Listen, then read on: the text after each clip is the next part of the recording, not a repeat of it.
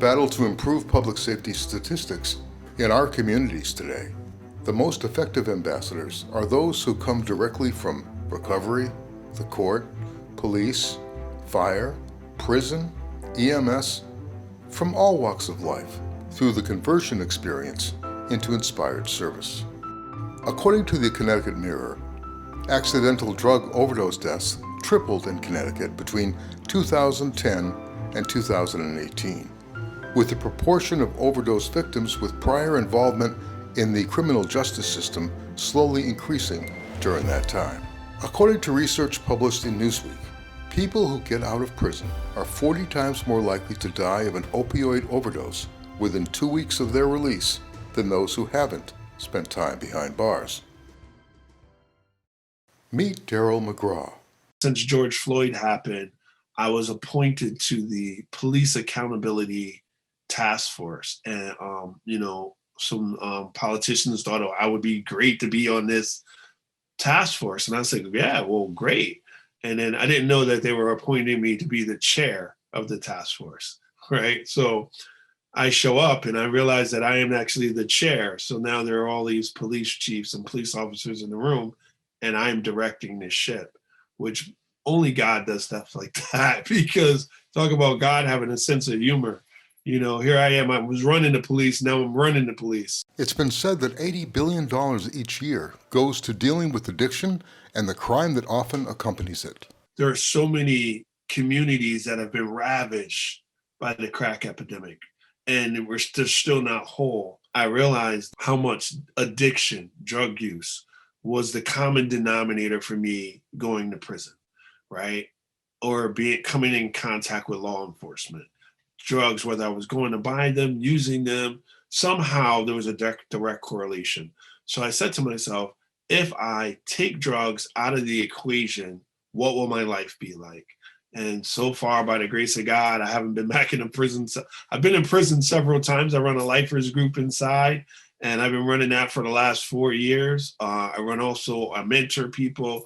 So, I made a promise to many people inside. I said, I'll be back, but I'll be back through the front door.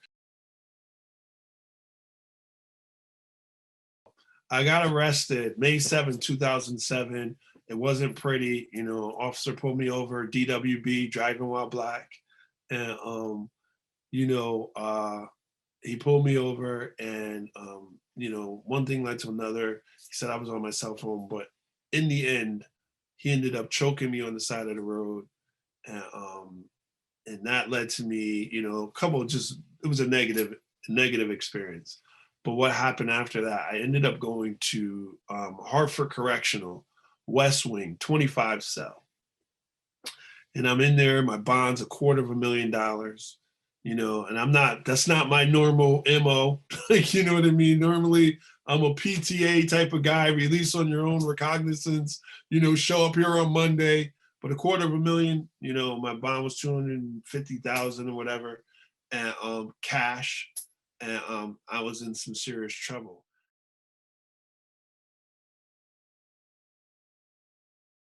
I'm in a single cell, and a guy comes by and he says, "Hey, Daryl, I got this book I want you to read." And he came by and he slipped it under my door, and it was Rick Warren's Purpose-Driven Life.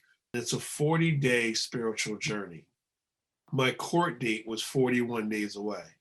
Now, I love God, I believe in God, but this was a little too scary for me. 41 days away, court, 40-day spiritual journey, so God must want me to read this book so I could go home, because I think God's a bondsman, right? So of course, I'm going to do this. I'm going to read this book. I start reading the book, and it says every chapter you read one day for 40 days. So I start writing, I'm being faithful. I want God to see that I'm paying attention. Every day I'm writing a line or two, but by day 26, a transformation started to happen. And I started to read more and start to see, wow, I started to see that this was something. So I started writing more. And then by the next thing I knew, I was writing pages and pages of things that I wanted to change.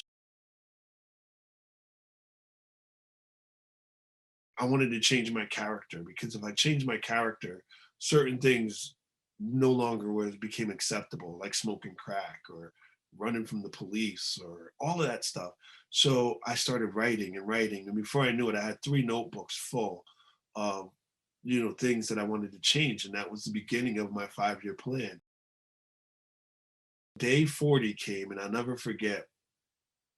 I was in my cell. I had finished the book. I had all these notebooks. I had all these notes. And I had like literally a transformation in my brain and my thinking. And I said to God, I said, God, man, I want to go home, but if it's not your will, then whatever, because you know what? Through that time that I was in that cell by myself, I had found purpose. And my purpose was to take my story, my journey, and use it as a tool to guide others out of darkness, to show other people the light, kind of like a modern day Underground Railroad. People are in darkness. When I was in addiction, every day, daylight, at night, it was dark. So how do I use this story as a tool? And the next day I went to court and the judge gave me 4 years. And my lawyer cried. When your lawyer cries, it's pretty bad, right? He cried and he's like, I thought we did a really good job. I'm sorry I let you down. I said, you didn't let me down. I'm ready. I'm ready to go. And I went to prison, and I've been this person who I am today, who you see today.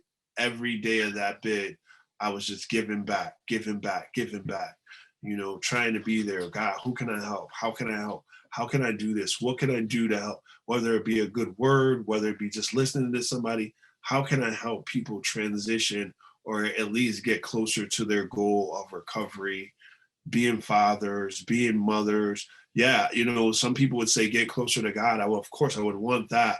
But my goal is really to get closer to being a human being and finding that source of strength like I did, which for me was God, but for others, it may be something else. And I'm really just guiding them out of light, out of darkness. And that's what it was. And I went to prison with that on that mission, and I've been on that mission ever since.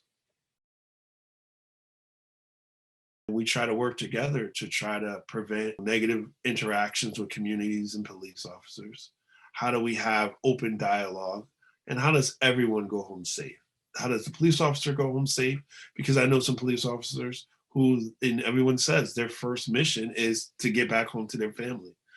Well, as a Black person in this country, when I walk out the door, my mission is to get back home to my family.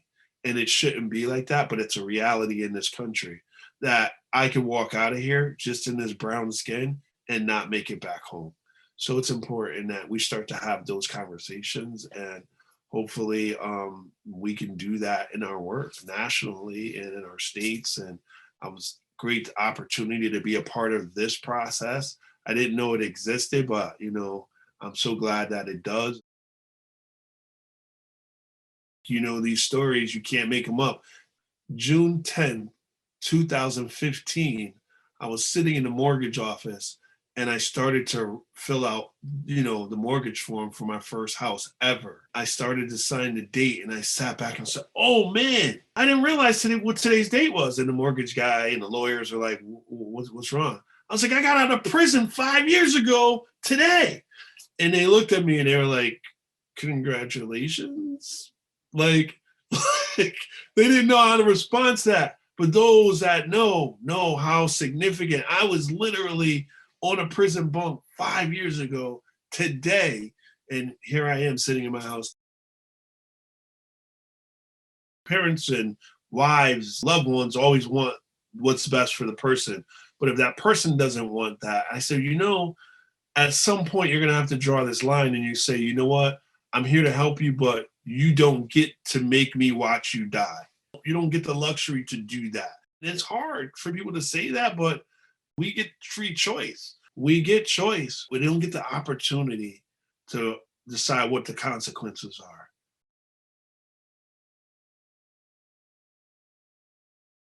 The treatment methodology was different, right? It was incarceration. They were locking people up. You're a drug addict, you go to jail.